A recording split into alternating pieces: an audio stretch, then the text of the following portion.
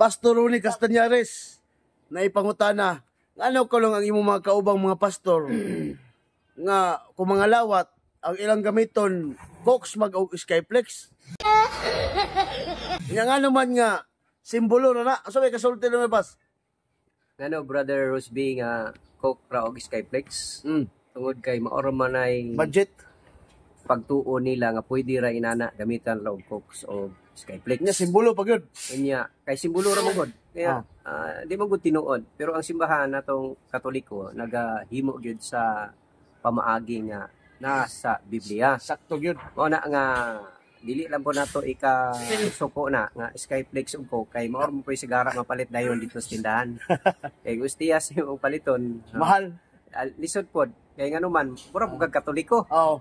Di nga nag-upgrade sila, nag-upgrade na ba mga baptist ug born again nag ustiya na ba sila ron? Oh, nya mamalit na po na sila brother Rosby sa Katoliko. Sa Katoliko na po dapat sila may muhimo. Oh, sa ilahang gamitonon dili kay mag suon-suon ra mga mga protestante sa correct. Katoliko ngano man only the Catholic Church nagahimo sa kinatibuk-an nga kamatuoran. Ba nagsuon-suon lang sa kamatuoran. Mao na nga brother Rosby din.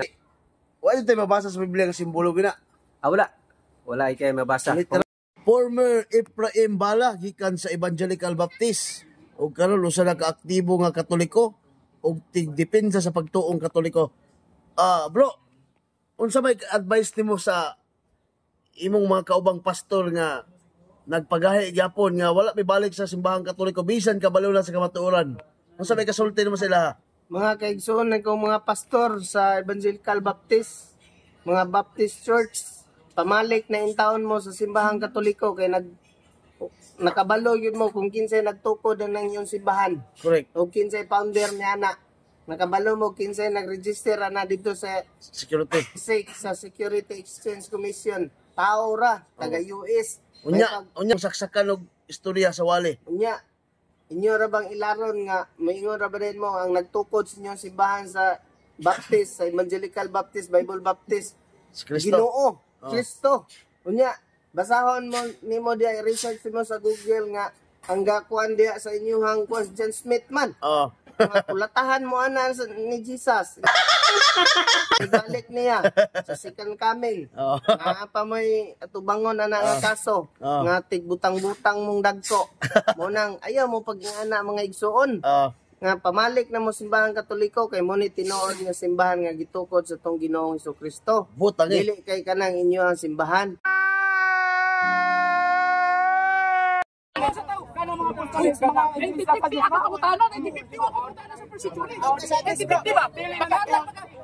Nga pang-ato pa nauting kayon kung kinsa. Dili oy kinanauting kayon ni Bugay.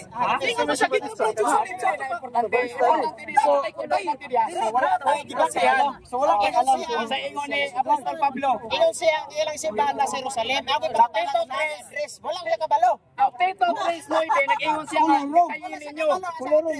Kayin ninyo ang mas kulurong ang wa maristro. Kay ang sakyanan wa maristro dakpuno ng Katoliko. Why bayad-bayad og maristro wala maristro.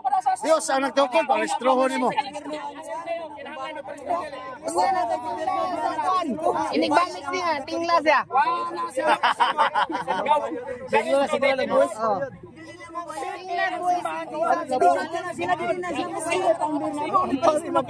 Anong si Kristo? Kay mas maud pa ang Katoliko kaysa si Kristo. Papayon pala po si Kristo, bro. Si Kristo may poder. Masaud ang simbahan kaysa gobyerno. Ang din ng gobyerno. Gusto mo pamatadaan. Sa 1950 na kayo ang daga per century sa 1950 taga kung membro niyo. Brother, wala na. Kaya na mailaro.